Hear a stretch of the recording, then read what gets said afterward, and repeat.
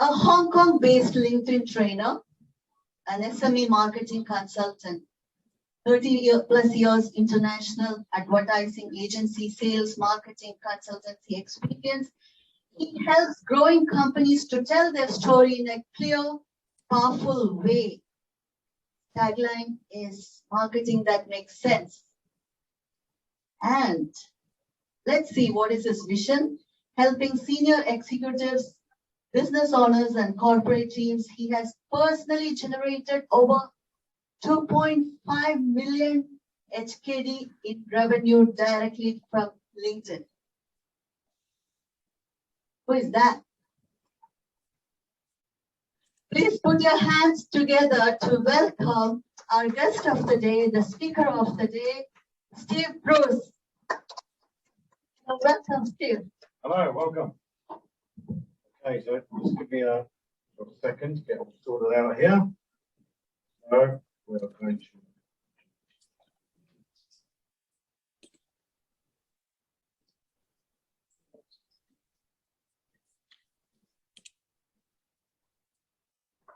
Okay, so right, so everyone can see the screen okay? Yep. Okay, everyone can see my smiling face? Right, so Yes. let's get going. So right, so today we're going to focus on a few things. LinkedIn is all about connecting opportunity. So the three major takeaways from today's session are, first of all, I'm going to show you some data to support the power of LinkedIn and show you why it's an essential B2B business tool. Then I'm going to show you the correct way that you can connect with clients. And then finally, how to use LinkedIn better. Now, a bit of housekeeping before we start. If you do have any questions, please hold them to the end. As I mentioned earlier, a lot of the time, people's questions, it disrupts the flow of the presentation. And also, often you'll find that I do cover a question during the presentation. Now, I say you can either type it in the chat box or you can wait till the end and just ask me. I'll be happy to answer your question there. So, yeah, the main point of today is we're going to talk about LinkedIn Jail as well. Now, a little bit about me. I've got over 30 years of international advertising, sales, and marketing experience. I live in Hong Kong. This week is my silver jubilee of living in Hong Kong. It's going to be on Friday. That'll be well, actually, it's tomorrow, the 13th of January. I arrived on 13th of January 97. So that's going to be 25 years. I've had my own company for about 20 years now. Fun fact, I used to work for a company in London called CIA, not the actual CIA. Yeah. I have trained over 2,000 people now, so hopefully that qualifies me to talk to you today. So LinkedIn works on a concept called the 4 pillars of success. Now, the first pillar of success is to create an all-star or fully completed LinkedIn profile. The second pillar of success is that you need to know how to use LinkedIn to identify, target, and connect with budget-holding, decision-making level target clients. The third pillar of success is that you need to be active on the site. And that means like, comment, and share other people's posts, as well as sharing interesting content of your own. Now, only when you do these 3 things in this order will you achieve the 4th pillar of success, which is build strong relationship with your client. Now, today we're going to be focusing on pillar number 2, which is knowing how to identify, target, and connect budget-holding, decision-making level target clients. Now, LinkedIn has a mission statement, quite simple: to connect the world's professionals and to make them more productive and successful. So good to know that they're on our side. Now, LinkedIn was started on the 5th of May, 2003. 5th of May is a nice day because it's my birthday. So I've been enjoying that birthday present ever since then. Now, today, there are about 740 million users on LinkedIn in over 200 countries, available in 24 different languages. Now, the average LinkedIn user is 46 years old, earns about 60,000 Hong Kong dollars a month. They're about almost 60% male, just over 40% female. Age breakdown, about 20% Gen Z, Notable that Gen Zs are the fastest growing group of new LinkedIn users. About 60% are Gen Ys, about another 16% are a mix of Gen Y and Gen X. The remaining 3% are the Gen X's or older. So these tend to be the guys that are going to be like CEOs and managing directors of companies. In Asia, there are over 2 million users. Almost 30% are based in Asia. 40% are in the professional manager and executive population. And if you're in Hong Kong, you're in luck, because half of the professional manager executive population is on LinkedIn in Hong Kong. That makes up, there's about 2.5 million users there. Now, LinkedIn, according to the Business Insider Business Trust Ranking, Digital Trust Ranking, been going since 2017. LinkedIn is the #1, and it's been the winner since the survey started in 2017. Worth noting that YouTube and Facebook are the least trusted networks. So there you go, just for information. Now, a third of business decision makers use their network to find suppliers on LinkedIn. 95% of all of the Fortune 500 companies in the world are on LinkedIn. 3/4 of business decision makers use social media to evaluate their suppliers. So it's essential that you're visible when a client types your name into Google, you're showing up and you're managing what's written online about you. Now, almost 100% of business marketers use LinkedIn. Almost 80% say that they find it highly effective as a business tool. But the thing is that these clients are already 90% on their way to making a business decision before they contact you, buying decision, sorry. So if you're not influencing them at an earlier stage, you're almost certainly missing out on valuable opportunities. And in this market, we can't afford to do that. But the worst part is that you probably don't even know that you're missing out. You're simply not getting the call. Now, over 90% of business decision makers, according to data from LinkedIn, say that they're happy to connect with a salesperson that is a known industry thought leader. So, making yourself appear to the market as an industry thought leader, offering useful content on a regular basis is very good for your business. The goal here is to make sure that your clients don't think of you as a supplier; they think of you as a partner. So, when I used to do sales, I used to run the sales team before. My strategy was that I'm drinking buddies with the CEO, and I'm very friendly with him. So when he comes in the office, everybody takes notice, and you get to the point where you're inside the circle of trust, where he's asking you questions. When he's looking for a move himself, he confides in you. If he's looking for staff, he confides in you. He's asking about his team members, he confides in you. So you actually become friends with them. Now, you may know that LinkedIn was in China, but it's not anymore. Effective 31st of December last year, LinkedIn is not in China anymore. They downgraded their site to a job site. And in fact, I looked on there the other day just to see it. It's not even advertising jobs at the moment. Very sad. The only real losers are the Chinese people, because most of the people on LinkedIn in China are looking to target companies outside of China. So those who still need to use it won't be stopped. They'll simply use a VPN. But I think in the end, LinkedIn is owned by Microsoft. It was getting a lot of trouble from the China government and also from Western governments about censorship, and so they've just decided to pull out, which is regrettable. It really is. And what that means is that we had about 800 million users. And that number's now dropped down to about 740 million users. So it's a shame. Now, LinkedIn continues to grow. Their target is 3 billion users. Now, the top 3 reasons why we should use LinkedIn. Well, the first one is to present ourselves powerfully to the market. As an industry thought leader and an expert in our field. The second one is to get business. Finally, of course, the most well-known one, find a job. And LinkedIn is not just about finding a job. Now, almost 100% of business decision makers do not accept cold calls. It's widely proven that cold calling is the most ineffective way. I had a cold call today, very persistent man from New York calling me up. In the end, I just ignored his call and hung up. He called me once.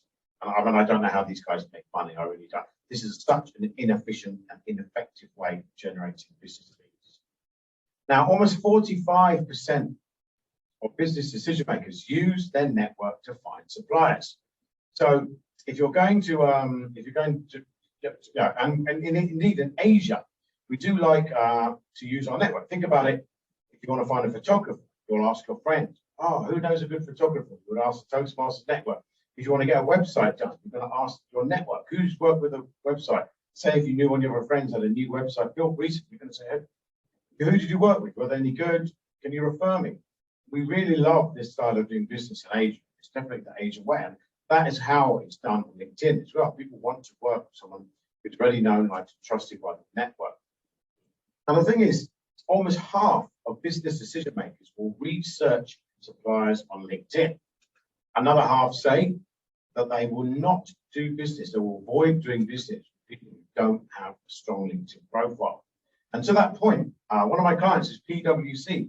I ran a workshop for them before, and the client that hired me for that workshop told me that his PA is under strict instructions not to take meetings with people who don't have a strong LinkedIn profile and are not active on the site. He said basically, if they don't care enough about their own personal brand to be active on the site, then they're probably not a good fit for PwC. So this is how seriously big companies are taking it now. So again, if you don't have a strong LinkedIn profile, if you're not active on the site, you're almost certainly missing out on potentially big client business like that. Now, almost 3/4 of business decision makers prefer a warm introduction. Again, as we said before, they're very happy to talk to you with a thought leader. They're looking to be referred, and indeed, these referred leads convert 5 times higher than a normal cold lead. So this is the best way to get this. We already know this. LinkedIn gives us the ideal platform to do that. Now, LinkedIn is the best site for sourcing B2B leads. More than 60%, according to this research of demand, where over 60% are sourced business from it. Less than 40% on Facebook, less than 35% on Twitter. YouTube really low at just 17%, just 5% of Instagram, which is you may be surprised about. Pinterest and Snapchat, no surprise there. B2B leads not really working. Now, the key point here is that a lot of people put a lot of effort into posting on YouTube and Instagram, thinking that they're going to get leads. And time again, I speak with my clients, and they're very active making videos, posting every day. And when I actually say to them, yeah, well, how many leads have you got from those channels? They'll tell me generally none. So the data's borne out here. So basically, if you're looking for B2B leads, it's important to fish where the fish are, and that is on LinkedIn. But overall, 80% of all B2B leads come from LinkedIn. Now, why do we need LinkedIn? Well, unfortunately for you, you are whoever Google says you are. Your client is definitely going to type your name into Google before they do business with you. And your LinkedIn profile is the #1 organic hit on LinkedIn. Try doing it yourself, you'll see that. Now, based on that, doesn't it make sense to take charge of that? If you don't control your own personal brand on Google, then Mr. Google will do it for you. And then you're giving up control of a potentially very powerful way to manage your personal brand. Now, your client is going to click on your LinkedIn account because it's a #1 hit, and they're going to look there. So why not populate it properly and fill it all out? Make them feel like Sherlock Holmes, that they learn a whole bunch of stuff about it. There are only 3 people who go to page 2 of Google. The first one is students. The second one is lawyers. And the third one is the police. If you're not on page 1 of Google, you're absolutely missing out. And you really need to be at the top of the search engine rankings when your client is searching for you. LinkedIn offers you superior SEO and a great way to show up in searches for clients. I also encourage you to populate other social media channels, like having a Twitter account, having a Pinterest account, and this kind of all these things like HKTDC listing on all this kind of stuff. So that when that client types your name into Google, you own page 1 of Google. That's your goal. So it makes them feel reassured that they're dealing with a professional person that's known, liked, and trusted in their industry. Now, why do we need to be on LinkedIn? First of all, we need to show the market that we're professional and successful. We need to show younger clients that we get technology. Remember, the oldest millennial now is about 45. So they are in management positions. They're your target clients. And if you're a bit older, then it's very important that you're showing them that you're still up to date with tech. It's a great way to leverage your network. You never know who your clients know. It's a great way to get business as well and to build strong relationships with your clients and make sure that the market perceives you as professional. Now, I'm a great believer that your network is your net worth. This is a very good book. If you've not read it, I highly recommend you read it. Everybody in Toastmasters will find this book useful. And this is pretty much what I live by. My mum always used to tell me, it's not what you know, it's who you know. And it's good to be the kind of person who's well connected and can get things done. Now, the good news is that year on year, there are 50% more messages happening on LinkedIn than there were. So that's good. But what that does mean is that that it's much harder to get cut through because it's a lot more noisy. You'll have seen on LinkedIn that a lot of people are posting stupid posts about their dog, things their kid did, made up stories about the CEO turned out to be a cat and all this kind of thing. So there's a lot more noise. It's very much more difficult than it was to get cut through and to achieve success by getting through to the market. So it's very important you're focused and you're posting about business-related topics. I suggest that you pick 3 topics that you want to be known as an industry expert for. Understand what your clients' pain points are around those topics, and then address those topics in terms of what's in it for your client. Now, according to LinkedIn, one connection on LinkedIn can introduce you to potentially 400 new connections. So if you think about, even if you've just got a 500-person network, that's worth about 60,000, something like that, in terms of people that you could potentially be introduced to. But most people are happy to introduce you, or like if they, when you look at someone's profile, you'll look and see how do they look, who do they know that you know, are they doing the right sort of job? You want to be connected. So we're going to talk about that more in a minute. Now, you may be familiar as Toastmasters with the concept of 6 degrees of separation. So the 6 degrees of separation algorithm holds that you're 6 degrees away from being connected to Jack Ma directly. Now, LinkedIn has a thing, whether you want to be these days is debatable. Now, LinkedIn works on a 3 degrees of separation algorithm. They have first, second, and third degree connections. So according to the 6 degrees of separation algorithm, it's generally held that most people know 250 people. In your life, you don't really have room for more than 250 people. That includes all of your family members, all of your work colleagues, all your friends, all your acquaintances. You just cannot manage more than 250 people. So based on that number, and the number does vary depending on who you talk to.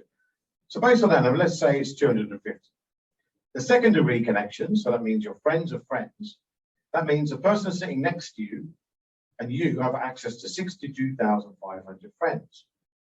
Add another level onto that, that number jumps up to 15.6 million. So LinkedIn has this first, second, and third degree connections. So what that means is that all of you between you have got access to literally millions and millions and millions of people. So it's really important. We were talking earlier about posting your LinkedIn profiles on the chat.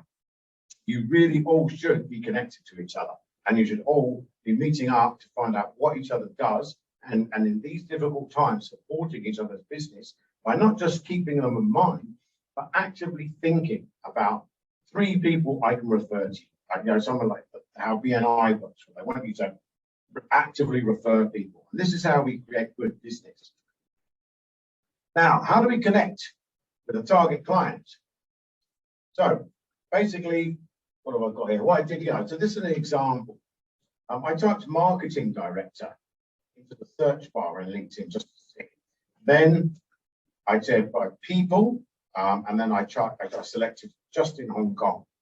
The number I get is 54,000 marketing directors.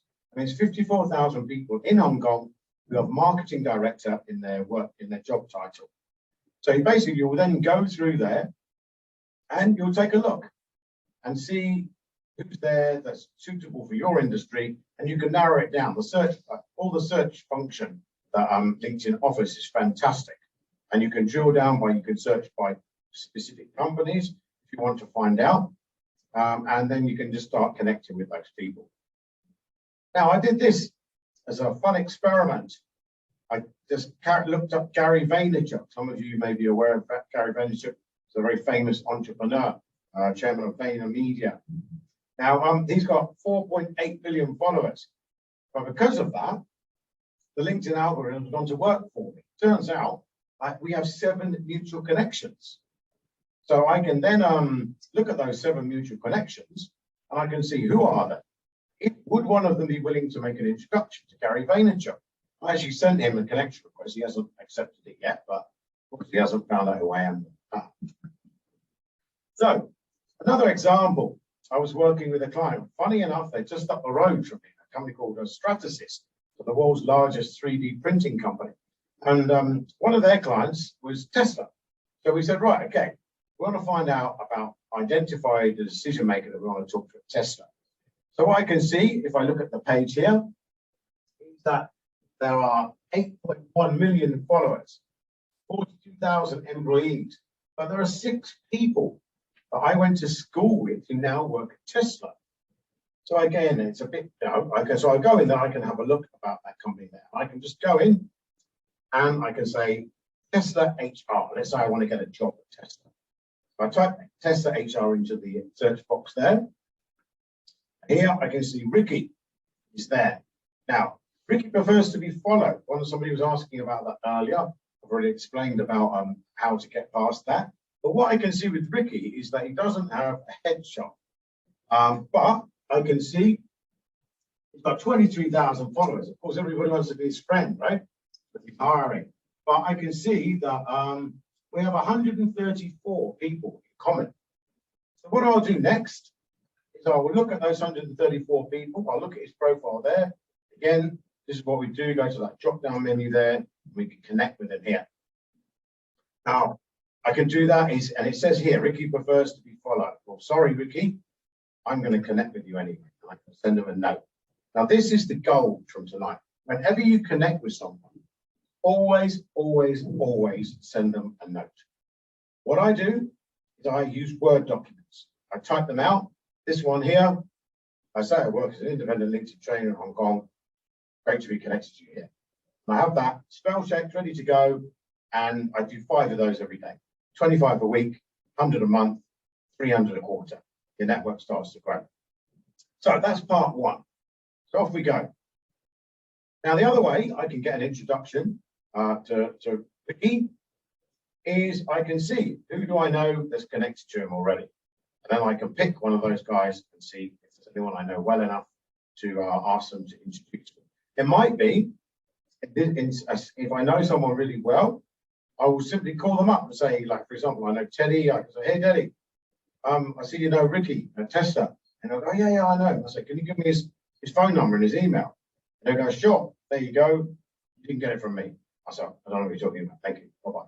And then I can approach him that way. So there are different ways to cut it. Of course, you want to send him an invitation, but also you want to get his email address.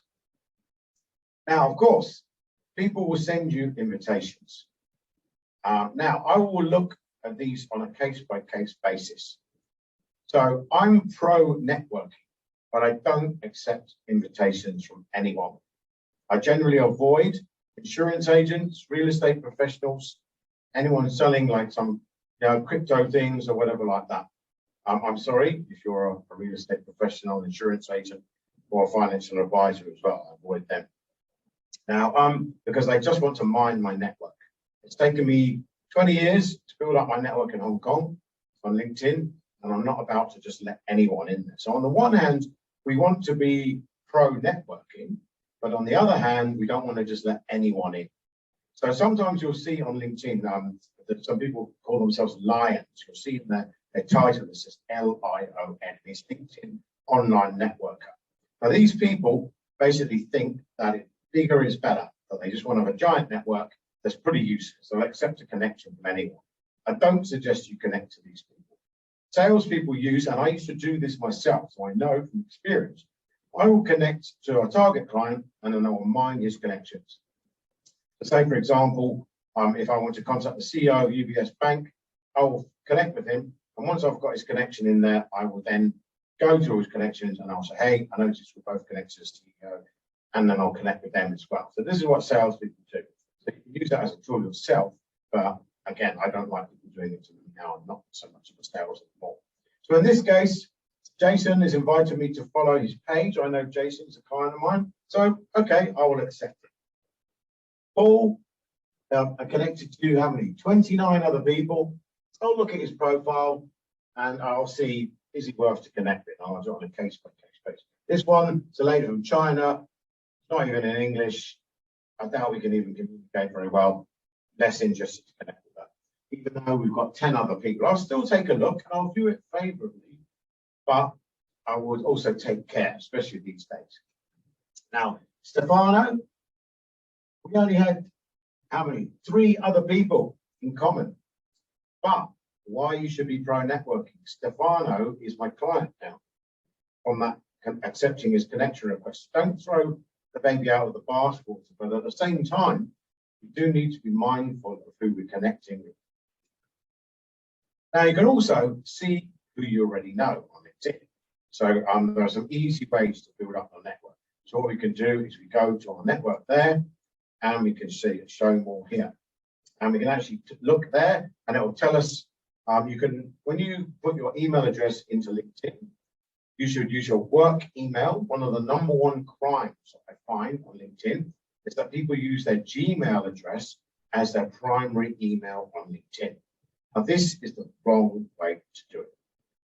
Everything you do on LinkedIn is for business reasons. You're representing your company, so it doesn't look very professional, representing your company with a Gmail address. But you do need to have your work email as your primary email, but you also need to have a Gmail as a backup. So say, for example, you're working at a company, suddenly got laid off, and now you can't get access to your work email anymore, or you left suddenly, then you want another way of getting in. If you're a business owner yourself, let's say your domain got hacked or something else, it's just a backup. But generally, you should be using your work email. Okay, please turn off your mute yourself. Thank you. So we can look with people when we click on this section. When we click on this section here, that will take us and it will go through and it will show us who is in our email address book, who is on LinkedIn, but we're not yet connected to. So in my case, obviously, there's not that many because I keep it up to date. But the first time you do this, you may have thousands of them. And this is a fantastic way to build up your network because all of these people are already known to you. You sent them an email at some point. You've had some kind of communication with them. There's an existing relationship. They're not like a cold lead. So they're a great way to do it. Now, my tip for this is the people that don't have a profile shot probably don't really care much about LinkedIn. So this may not be the right place to reach them. Anyone who's got a headshot will normally be somebody that is using LinkedIn, and then they're a good person to get in touch with. So we can do that. Now, what happens next is it will ask you to do this. It will show, and basically what that shows you is people that are in your address book that you're not connected to on LinkedIn because they're not on LinkedIn. So we leave them alone. Notice that they make it a lot easier to connect with those people by select all, whereas on the other one, you have to do it one by one. So now, so we don't want to do that. Leave them alone. It's just annoying. People complain all the time about getting these kind of emails. Now you can also synchronize your contacts. So this basically, you go to here, to your My Network, then you go into your contacts there, and you'll notice that my connections is different to the amount of contacts. My connections tells me how many people I'm connected to, but the contacts is an imported contact. So what I can do is I can go in there, and I can take a look, and I can click for my phone contacts, or for my Google contacts. In my case, I use Google Workspace for my email, and it will show me different people. Now, there's some tips here. If it says invite, that means that person is not on LinkedIn. So let's just leave them alone. We'll find another way to contact them. If it says message, then they're already a first-degree connection. If it says connect, then they're on LinkedIn, but we're not connected to them yet. So this is a great target. Again, we do that and we send them a note in our connection request, reminding them how we know each other, or just asking them to connect. If it says message, it means you're already connected. So also you can manage your synchronized contacts there as well. Now, here's some more tips. You can actually synchronize your contacts here as well. So I use Google Workspace for my email, so I can basically synchronize that. I've also got my Gmail account there. I strongly suggest you to get your work contacts onto your Gmail as well. Export them using Microsoft Outlook or whatever you do, but have it in 2 different places. So say, for example, if you leave your job, if you're working in the company, then you've got all those contacts on hand, and you already have those email addresses in your network rather than leaving them behind.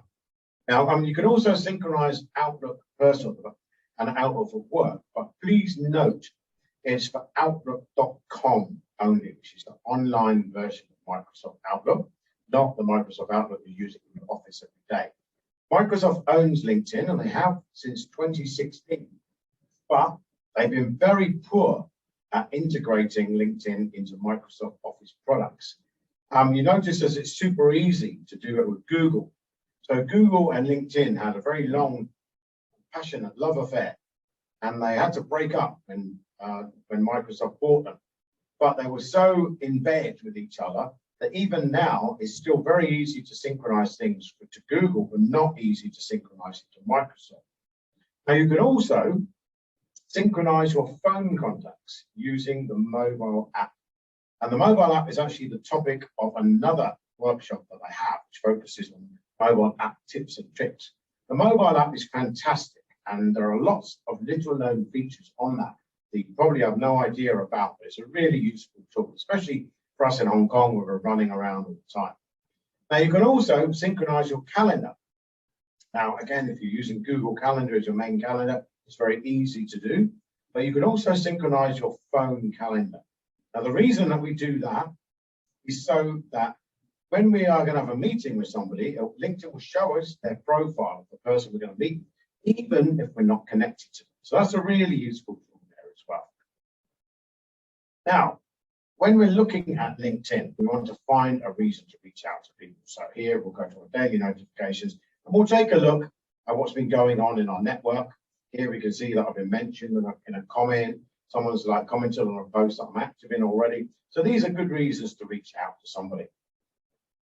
Now, you can connect with your profile views. And this is something that I've just really started using. For ages, I didn't bother with it. I thought it was a bit funny. If somebody looks at my profile and then I go in and I contact them, hey, and she looks at my profile. Hi, can I help you? It's a bit creepy. But actually, I tried it as an experiment. Turns out, works super well. Now, with the free version of LinkedIn, you only get limited views. So in this case, I can see that Nick and Florian, they're already connected to me. I mean, actually, recently I didn't have anyone that was looking at my profile that wasn't connected to me. But it's happened twice in the past month. So people looked at my profile and I just connected with them. I said, hey, hi, and I just sent that note saying, didn't ask them for anything, just connect. And they both came back and said, oh yeah, great, thanks for connecting. Actually, I want to work with you. And they were like, looking at my profile, there's normally a reason they're looking. Now, I said, I was reluctant to do this for a long time because I thought, again, people might find it a bit creepy. It turns out, if they're looking at your profile, there's a good reason for it. So it's worth connecting with them. So especially these days. Now, here's what you should not do. Is just send cold connection requests like this, unless you really know the person. It's just, I would look at it favorably. LinkedIn is a networking site. I'm here to grow my network, and I'm interested if the person's the right profile. But your chance of getting your connection accepted is much, much lower if you don't send a note. Now, I don't actually have any data from LinkedIn about the difference between connection requests if you send a note or if you don't. but I know anecdotally that it's much higher when you send a note. Because the thing is, a lot of people are using sales automation tools, which just send stuff out. And again, we're going to talk about that later. But and remember, LinkedIn is a one-to-one, one-by-one networking site. So building it up, again, 5 connections a day, 5 times a week, 25 a week, 100 a month, 300 a quarter, 1,200 a year. Off you go. Now, if you just send somebody a cold connection request, they can do this. And they can, the nuclear option is that they can say, I don't know this person. Now, you don't want that to happen to you. I'm going to tell you why. Now, it's really important. Send them a note, have all set up, and then connect with them. After you've connected with them, once they accept your request, like this guy from Vincent, he accepted my request, and I said to him, great to be connected here, welcome to my network. And again, this is a Word document. It's quite long, but it's reasonably personalized. I've given some benefits. I said, follow my personalized hashtag. You can follow my posts. And then he'll often what I find is that people will write back to me and go, oh, thanks so much. Great to connect with you as well. And then you've got some kind of relationship. And then I've got like, I say, do let me know if you've got any LinkedIn questions. I'm putting feelers out. If he's interested in working with me, he'll probably say something. And I say, oh yeah, actually, yeah. Tell me some information, or he'll reply back to it. So he'll give me a buying signal.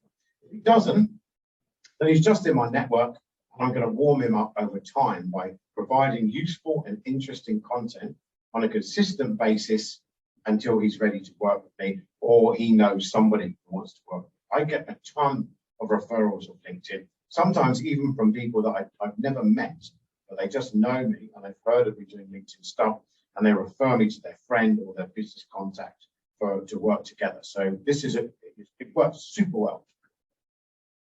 Now, there is a thing called LinkedIn jail. You remember I said the invitation declined, and I don't know this person. If you get 5 of those I don't know this persons, you can get sent to what's called LinkedIn jail. Now, LinkedIn jail is not a nice place to be. What will happen is that you'll need to input the email address of people you want to connect with, and you'll be like that for 30 days. And so if you don't have that person's email address, you can't contact with them. You can even have your account suspended if you go too crazy. So we don't want to end up in LinkedIn jail. We're trying to connect with people that want to be connected with us or are willing to connect with us. Now, there are some ways that you end up in LinkedIn jail. The first one is doing too many searches. If you do too many searches in a short period of time, LinkedIn will think that you're using a sales automation tool and will chuck you in LinkedIn jail. Now, you can add up to 100 people every week on LinkedIn, and that's the same whether you're using the paid service or the free service. So what I do, I add 5 a day normally. I don't need to add like 20 instead of quite a lot. So, and also nobody really knows what's the number that triggers you going to jail.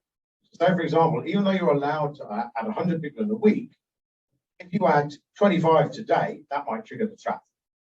Or another day, it might only be 10 people. So nobody knows. It seems to be very random.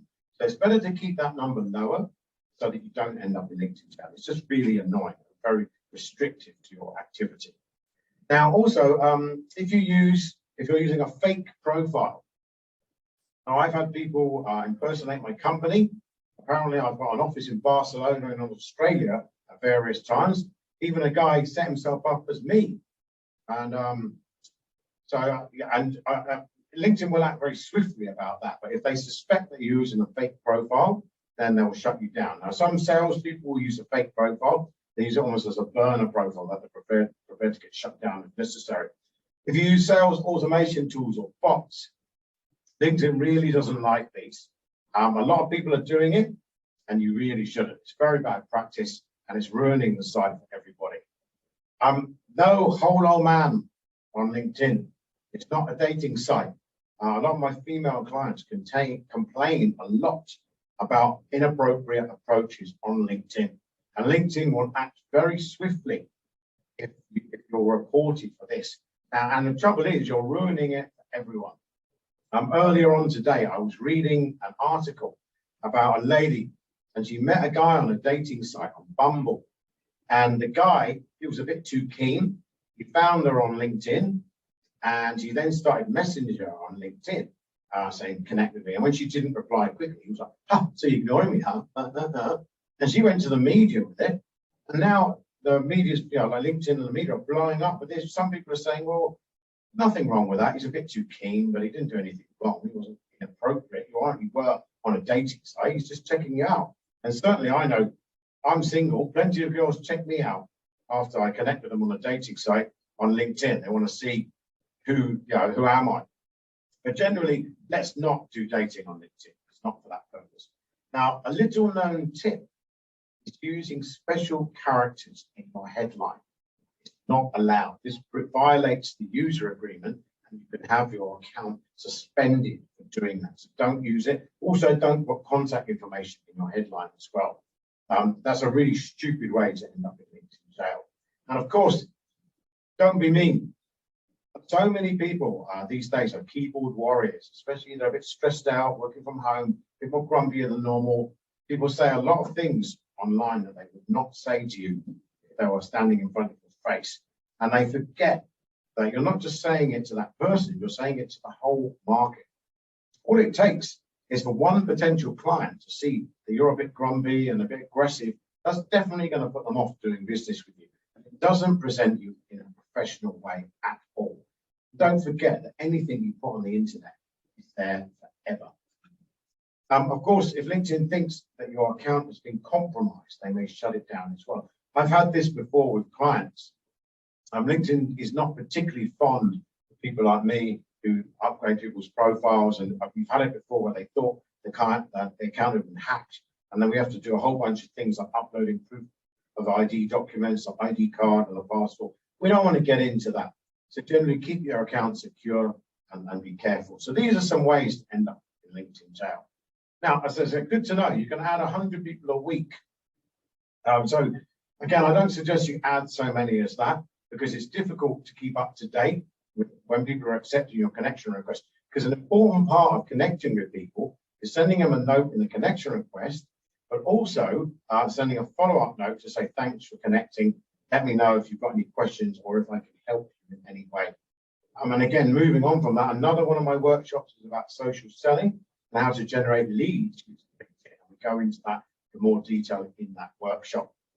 Now, you need to have about an 80% acceptance rate for invitations on LinkedIn.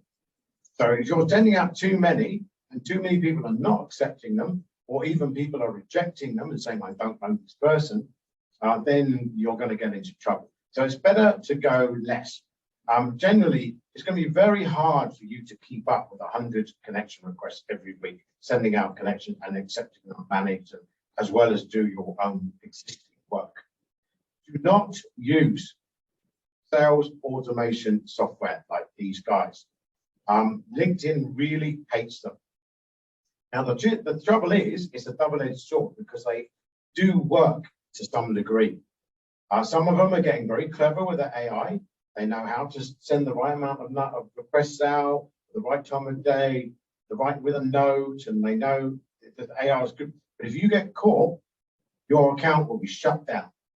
Now, I will never use one of these tools. It's taken me like 18 years to build up my LinkedIn network. This is my livelihood. If I got that account shut down, it would be disastrous for my business. So if you spend a lot of time building up a network and then suddenly it's gone and you have to start again, you're going to look terrible in the eyes of your clients. It's going to take you a really long time to build it up. Remember, you can only get 100 people a week. It's going to be very difficult. So I highly recommend you do not go anywhere near any sales automation software. Now, otherwise, LinkedIn jail, here we go. Now, these are the kind of warning notifications that you can get if you've been naughty. How do I know? I've been naughty before. This is all hard-earned experience I'm sharing with you here. I got a bit too excited about adding people when I first started using LinkedIn more professionally or more aggressively. And you will receive a message like this: help us keep conversations on LinkedIn. So that one, I didn't send any appropriate messages. but this is the kind of stuff you can get. So if you're like, again, Mr. Lover, or being rude to people, you can get into trouble. This is the one that I got in trouble for. Looking at too many pages on LinkedIn, and they say with supernatural frequency, this is a quote. They say, we think maybe using a sales automation tool, which violates the LinkedIn agreement. So they warn you. So, and then you go into LinkedIn jail for 30 days. Now, how do we get out of LinkedIn jail? We get in. Well, first of all, we go to here, and we go to help. Normally, they'll send you a message, an email, or a message saying that you've been naughty, and then you have to basically appeal to them. Now, LinkedIn Help, if you've ever had any trouble with your LinkedIn account, kind of sucks. So I have a better solution. So what you do is you go to Twitter, and you go to @LinkedIn Help on Twitter, and you will actually speak to a real person, and they will help you. LinkedIn Help, LinkedIn is free, so it's self-service. So you don't really get an actual person talking to you. Whereas on LinkedIn, on Twitter, you will actually get to speak to a real person. This is actual gold. If you ever get any trouble on LinkedIn, that's the best way to approach it. But first of all, is don't end up in LinkedIn jail in the first place. So to sum up, LinkedIn is all about connecting to opportunity. You've learned about the power of LinkedIn. I've showed you how to connect with clients in the right way on LinkedIn by writing a connection, a note, a connection request, a follow-up note to say thank you. Then after that, you can use social selling techniques to connect, get them going. And also taught you how to keep out of LinkedIn jail. So that's all we got time for today. This is part of my bite-sized LinkedIn series. So the workshop number 1 teaches you how to upgrade your profile. I've got the mobile app workshop as well. The headshots, a bit of a pet topic of mine. You don't get a second chance of making a good first impression, so make sure that you've got a professional headshot. Don't just get your mate to do it. How to post effectively, we've got a whole workshop on that. How to source recommendations from happy clients and past bosses. How to spy on your competition, or 007. I've got a whole session on the messaging app on LinkedIn and how to use that effectively. How to grow your network. So what we covered today is connect with clients and then how to generate leads. Now, I've also got a longer 2-hour set of workshops. Upgrade your profile, parts 1 and part 2. These are 2 hours each. The topic's so big now that I needed 2 workshops to cover it. I've got a workshop on personal branding, thought leadership, social selling, how to generate leads using LinkedIn, how to find a new job, my in-house workshop, LinkedIn for business teams, employer branding, and I've got a half-day workshop which teaches pretty much everything I know about LinkedIn. I've got a workshop on content marketing, and I've even got one for students. I've been doing that a lot in the past year or so with a lot of the universities in Hong Kong.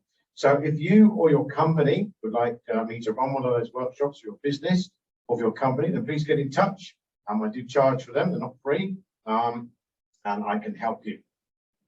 Now, smart people ask hard questions. And so I'm stealing myself with some difficult questions from you guys. So we're going to jump into the chat now and see if you can either shout them out, or we can yeah, we can put it on the screen. You guys are all public speakers, so don't be shy.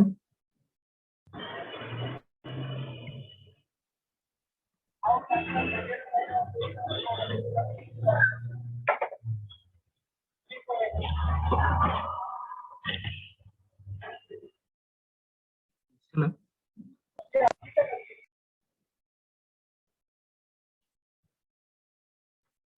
Well, as we get prepared for the chat, press the timer. How much time can we spend for questions? How good are we in terms of time? Yes, we are currently we have already overrun a little, but if one have a question, I think that it's worthwhile to do 1 or 2 questions for everyone to understand more. If no question, we can move to the next speech then. Thank you, Ian. Yes, we have already overrun for around 10 minutes.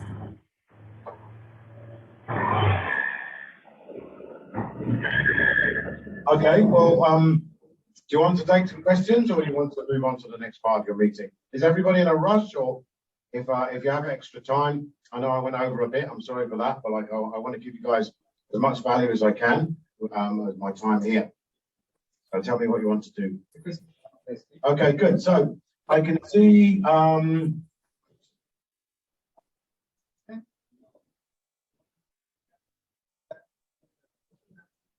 the soft crystal software.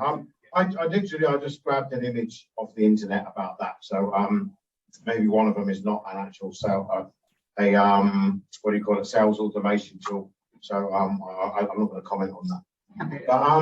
But Brett is joining us all the way from Australia. Hi Brett, thanks for staying up so late. Appreciate that. Synchronizing your contacts. We did cover that in the workshop already. So basically, to recap.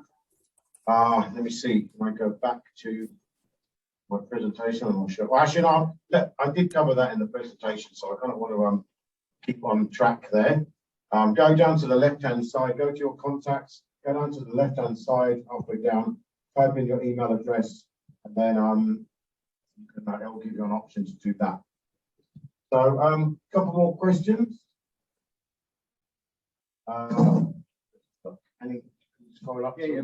Some tips on the kind of content we posted on LinkedIn. Again, that's the topic of a whole workshop on posting tips. The key point is be interesting. As I mentioned before, pick 3 things that you want to be known as an industry expert for. Understand what your clients' pain points are around those topics, and then post content that addresses their needs in terms of what's in it for me, for your client. Pretty straightforward. But the most important thing is the market will tell you if you're not interesting, because you'll get no engagement, no likes, and no comments. Deepa is asking you, pick and choose from your workshop list. Do you have a schedule? I work with different organizations to run different workshops. If you're booking me to come and work for your company, then you can, of course, you can have whatever one you want. Otherwise, I do quite a lot with Toastmasters. We've been working together with the different groups for quite a while now, so stay tuned for the next ones. Yeah, that's the best way. At the moment, the past year, I haven't really been doing much live stuff. This is the first time I've done a workshop for a while. There wasn't an in-house one for a client, simply because people just got a Zoom fatigue. And I just found that it was just not effective anymore. I mean, remember that the goal of me doing this, of course, I want to share knowledge with you, but I'm also looking for clients. And how I spend my time, if I don't get clients from it, I won't do it. So that's that would be the best way. Now, another question: what's the difference between an affiliate page and a showcase page? Right, I think what you mean is a LinkedIn company page and a showcase page. Now, again, I've got a whole workshop on that. My employer branding workshop covers about how to do company pages. But quickly, your company page is your main company. Let's say, like for me, how I use those pages. I've got SB Consulting, which is my marketing consulting page. I've got a LinkedIn training page, but then I've got a showcase pages on LinkedIn Training Singapore, Social Selling Singapore, Thought Leadership, all different ones, a subset. Now, overall, company pages suck, but they're really good for SEO. So if you want to show up in searches, then they're really useful for that. Yes, please. I've over the years, I have 500 plus contacts now, but then I suddenly want to contact someone and I see that the person is there in my contact base, and I don't really remember where I had met them or something, or I want to add some notes for them. There's no space on LinkedIn, where I can add some notes, like, I met you. I want to say, oh, I met Steve here at this place, blah, blah, blah. I had this meeting. Is there some please I can add in along with the contact? So you could do that with Sales Navigator, which is a paid service on LinkedIn, and that's like a CRM system. But I caution you, Sales Navigator is like a fish trap. Once you swim inside, it's very difficult to escape from it because you'll lose all that stuff if you stop using Sales Navigator. So it depends how aggressively you're doing outbound sales. Like I use HubSpot CRM, which is a free CRM, and that does everything I needed to do in terms of like my sales cycles are very long. So it sounds like yours, where it can take up to 2 years for a client to work with me for me first meeting them. So I manage it through there. Can I export my LinkedIn content? It's not as useful as it used to be. The default setting for showing people or allowing people to export their email address used to be yes, but it's been changed to no because of GDPRs. So it's you can try, but it's pretty ineffective these days. I mean, the LinkedIn is really very much about one-to-one marketing rather than trying to sort of blast out loads of stuff. But there are new features coming in, and I will be creating some workshops about that. LinkedIn is creating a what do you call it, Clubhouse type, but it's going to kill Clubhouse basically. And you can do live events and newsletters and all this kind of stuff. So, but that's all done on a different creator mode. Right. So, any workshop on Sales Navigator and organic growth? I don't teach how to use the paid services. I'm very careful to keep off LinkedIn's toes in that respect. Technically, I'm not allowed to be a LinkedIn trainer, so I don't want to do anything that's going to upset LinkedIn. So LinkedIn will be very happy to tell you about that themselves. Sales Navigator is a very specialized tool. Right, I think we've probably got time for maybe one more question. So before we move on and as we conclude Steve's photograph, may I request everyone online to come on a video mode and we can have a group photo together. Is that a good idea? Yeah, great. So we had participants, I think 10 of us dropped out, but rest of us get the opportunity to click a photograph with all of us together. Okay, we can there also. So, and we have a small gift form. So may I request everyone to come over video mode and Yes. I don't know, it's still side by side, but no, I'm still. it might work. not. Yeah, no, someone from Zoom will. Come see. Sorry, I will. When someone is taking a picture, Yeah, I have taken one or two. can you take some more? Can you see us all? This one, this- How do we do that way? Okay. Go a little back. We have to come here. Let's Why come here. don't we go there? I think we've got to So get let's place ourselves at the main hall along with Steve.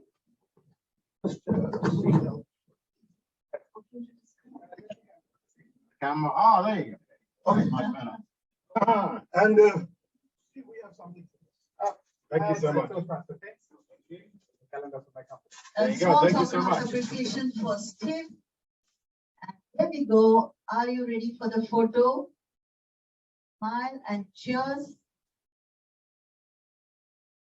That's what it is. Thank you, Troy. Thank you, everyone. Okay, thanks for that. And we have not concluded yet. There is one opportunity coming up for all the founders and entrepreneurs. So get back to your seat and hold on.